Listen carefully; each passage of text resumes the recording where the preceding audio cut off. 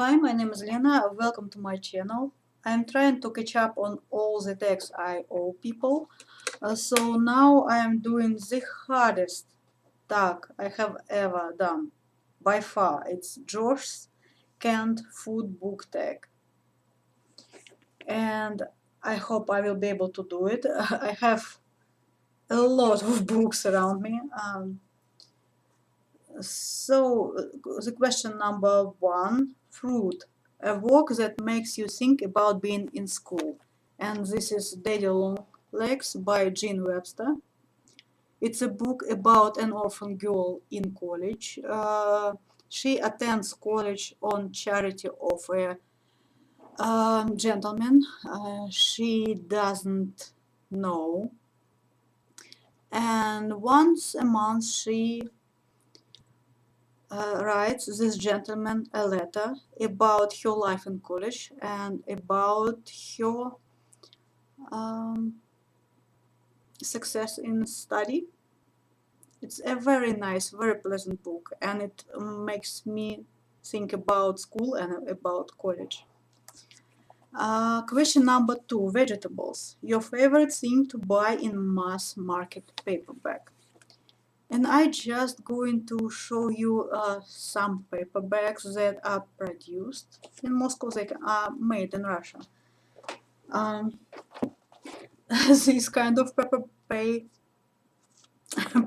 paperbacks. There is a series of books published in English, in French, in German, in Italian. I suppose it's a lucrative business to supply learners with the literature in the language they learn. So, for example, it's in French. Georges Simeon's Maigret makes mistake. Unfortunately, they all are classics because I think that classics are cheaper than new releases.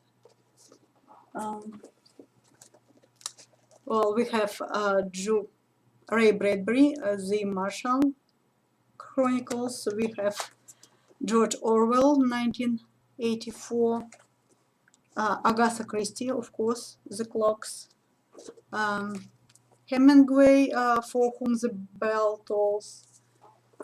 We also have such books, print-on-demand books, like Virginia Woolf, Writer's Diary, or Howard P. Lovecraft, At the Mountains of Madness. And we also have these kind of paperbacks. For this is Ovid, Metamorphosis, translated into Russian, and this is Nabokov, his lectures on literature, on Russian literature and on European literature, translated into Russian. So that's kind of all. I would happily buy all the books in this edition, but they're so incredibly expensive. It's, I guess, one of these costs like 4 of this one. So let's continue. 3. Question number 3, soup. A work that is packed with tropes. Finally, finally I know how to spell this word. Finally, I know what this word is. So, I will use a book by Sarah J. Maas, Throne of Glass, to talk about tropes I dislike. It's not like I want to bash this book. I want to, well, blackmail this book. I just want to talk about tropes that I do not like. First of all, love triangle, chosen one, being a chosen one. taking part in competition. This competition thing for a plot, I hate this. I need a story. I don't need this competition thing. I hate it. And use of person of color to define a character. For example, you have a person of color in the story, and a bad character will will say something racist, and a good character would be outraged by it. Well, is it really necessary? Well, if you want to show that your character is not racist, well, let him to show it in some other way, apart from being outraged. I don't know. So I dislike these tropes. 4. Baked beans, a work that has at least 2 legitimate approaches. And as I understand it, if I understood it correctly, I'd like to talk about The Master and Margarita by Bulgakov. There are very many different interpretations of this book, approaches to this book.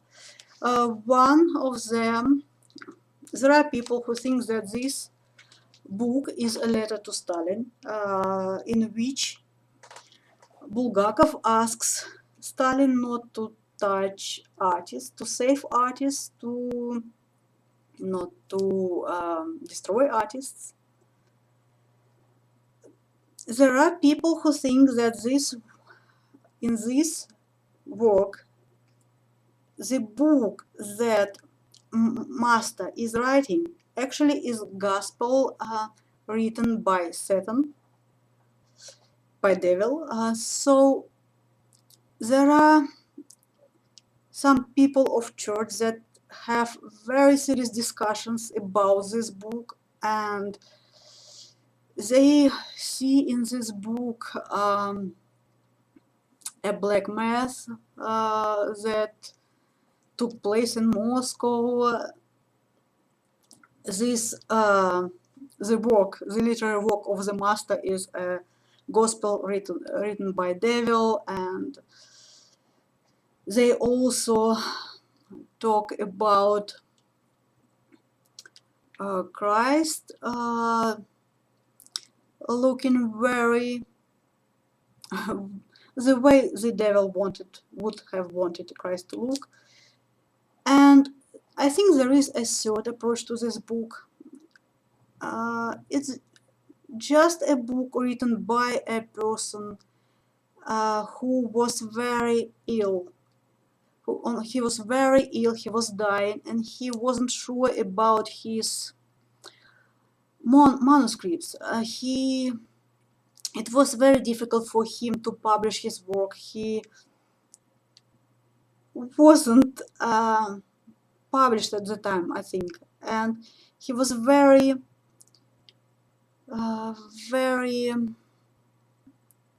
unsure about the future of his work, and he was very worried about the future of his work, and he wanted his wife to take care of his manuscripts, of his books, and to do everything in her power to publish them.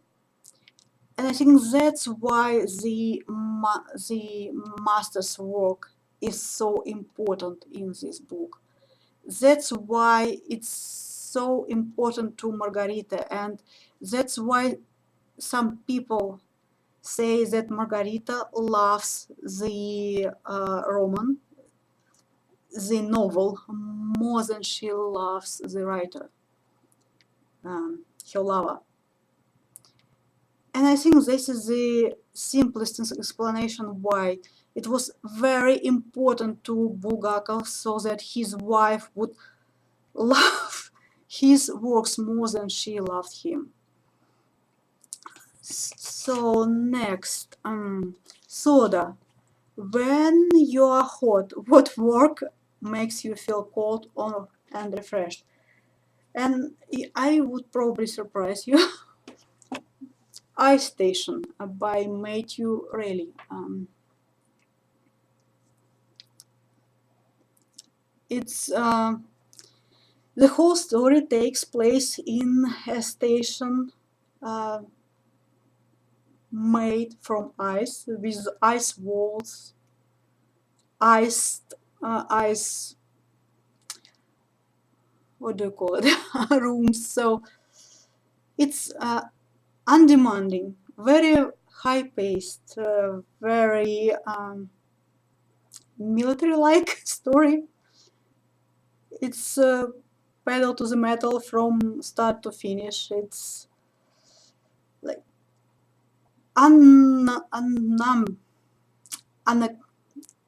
okay. The huge amount of bullets and spent cartridges, it's just that kind of story. And it was very simple. It was very simple grammatically wise. It was very simple vocabulary wise, and it's very fast paced and kind of entertaining and kind of interesting. And I'm thinking maybe I should give it to my brother to read. But I bought for him some Sherlock Holmes story, adopted in such a way when you have unadopted text and you have translation with explanations. And the thing I bought for him was Sherlock Holmes stories. So let's continue. Coffee, a handy book. And I think is this one. It's a dictionary of ancient gods, heroes, philosophers, warriors, and thinkers. Well, wise men. So you have very short articles about heroes, gods, warriors, and cities.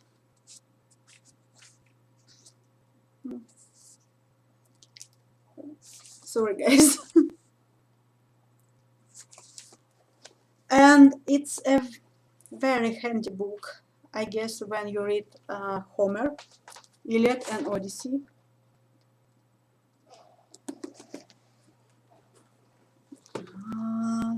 The question number 7, tomato puree, a great work that uses a lot of description. And I chose, sorry guys, And Quiet Flows the Dawn by Mikhail Sholokhov. He describes nature very well. There are some descriptions you would prefer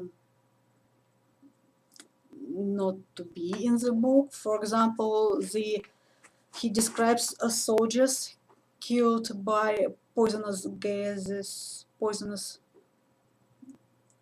gas during World War I. He describes Cossacks hacked to pieces by Cossack sabers. So he's this work is very descriptive. The question number 8, Tuna, a work with familiar adaptation you feel people must read. One moment, please. Dune by Frank Herbert. And this is, I consider, one of the adaptations of Dune. Tremors. I rather like this movie. It's with Kevin Bacon and Fred Ward. I still watch it from time to time because it has good sense of humor, good characters. Also, a big controversial book. It's Decameron by Giovanni Boccaccio. It's quite dated, but the stories from this book were used in literature and in movies time and time again. Let's continue. The question number 9, Brad, the most pretentious work you have read. So far, I think it's this one. Joseph Brodsky, Watermark, an essay on Venice. There is a possibility that I did not understand the question, but it's kind of I'm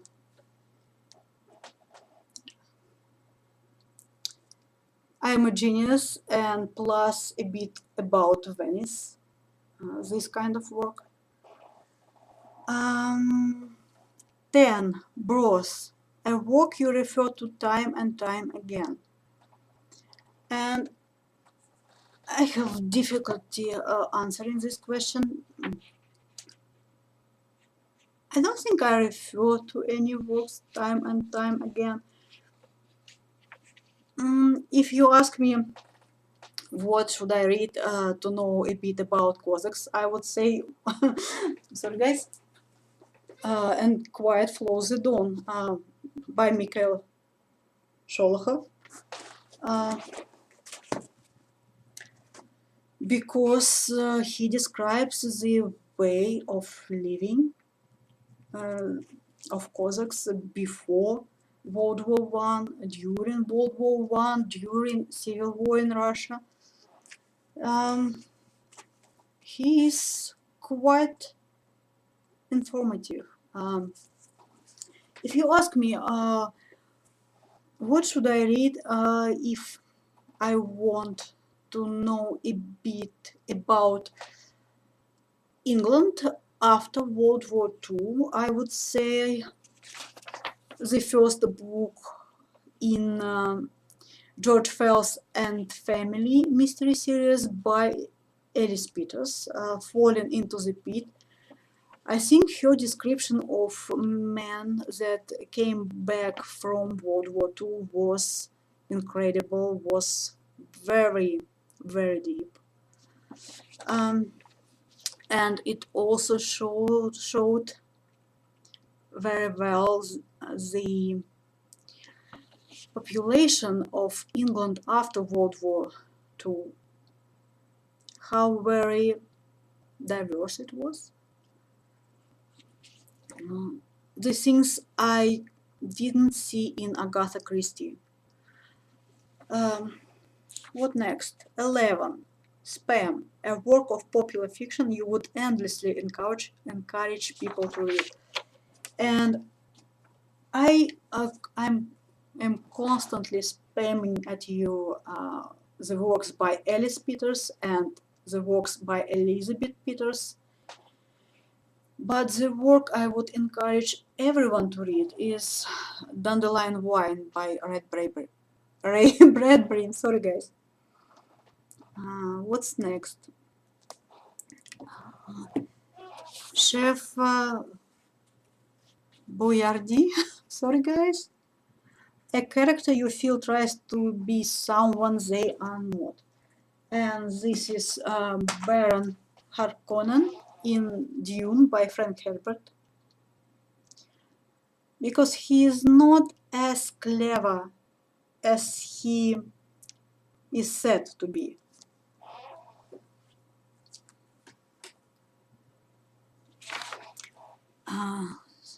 Question number 13, Spaghetti Oz. An addictive children's book or series you enjoy reading as an adult. Well, I haven't read this one in ages, but I think it would still interest me. It's a book by Soviet author Kir Bulychov, a fairy tale preserve. It's about a girl. I think it's middle grade and maybe a YA, but without love triangles and so on. It's about Alice, who is a daughter of a xenobiologist, I think, and her father is constantly on different missions, Star Trek style, and she accompanies her father, so I haven't read the entire series. I probably should.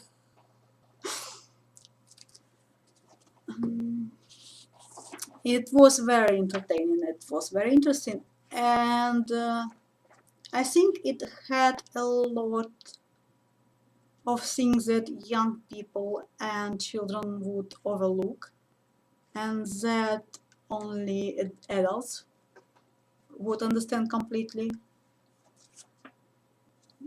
Question number 14, Manwich, a book that does more with its summary than with its content.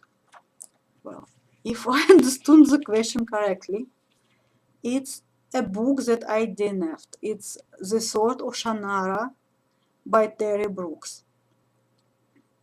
After the TV series, The Shannara Chronicles, I decided to read the books. I found the first one in this series. I started to read it, and I could not because, well, he basically does the same thing that Tolkien does, but in Tolkien, it's not that irritating. So he doesn't allow his heroes, his characters, to speak for themselves. He always relays their conversation to you. He tells the story. He kind of interfere with your side, with your vision of the story. He always between you and the story, and it's extremely irritating. And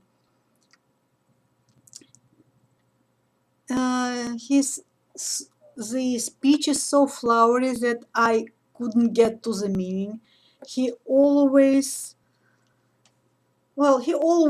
uses 100 words to say something that can be said extremely well by 10, using 10 words.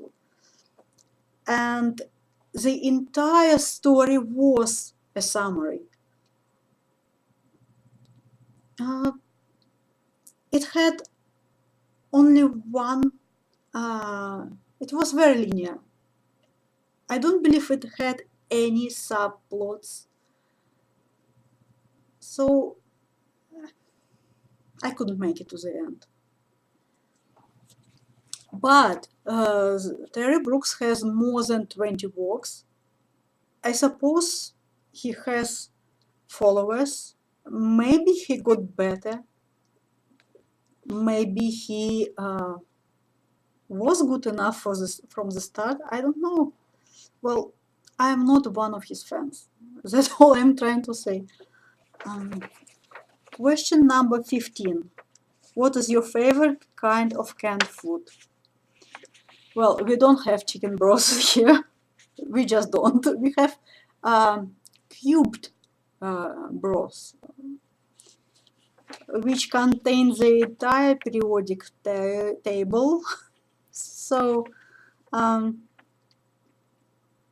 my favorite canned food is diced tomatoes. I use it in cooking all the time. 16. Canned food drive. Who do you tag? Well, it's the usual suspects, mostly. Mel from Mel's Bookland Adventures. I'm sorry about that. Marsha Osborne and Todd the Librarian. Thank you for watching. Goodbye and happy reading.